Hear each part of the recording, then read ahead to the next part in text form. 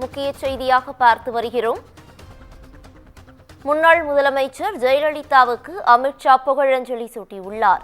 பொது சேவையில் ஜெயலலிதாவின் அர்ப்பணிப்பு அனைவருக்கும் எப்போதும் ஒரு உத்வேகத்தை தரும் என்றும் அமித்ஷா புகழஞ்சலி சூட்டியுள்ளார். இது தொடர்பான முழு விவரங்களை வழங்குவதற்காக எமது சிறப்பு செய்தியாளர் கிருபா இணைப்பில் இணைகிறார். கிருபா, வணக்கம். இது தொடர்பான முழு விவரங்களை பதிவு பண்ணலாம்.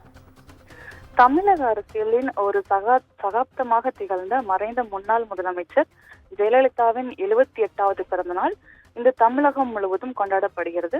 குறிப்பாக அதிமுக தொண்டர்களால் எழுச்சியுடன் தமிழகம் முழுவதும் ஜெயலலிதாவின் பிறந்த நாளானது கொண்டாடப்பட்டு வருகிறது. அவரது பிறந்த நாளையொட்டி மத்திய அமைச்சரான அமித்ஷா எக்ஸ்தல பதிவை ஒன்றை வெளியிட்டிருக்கிறார். அதாவது, முன்னாள் தமிழக முதலமைச்சரும் மக்கள் தலைவருமான ஜெயலலிதா அவர்களின் பிறந்த தினத்தில் அவருக்கு புகழஞ்சலிகள் என்று அவர் குறிப்பிட்டிருக்கிறார்.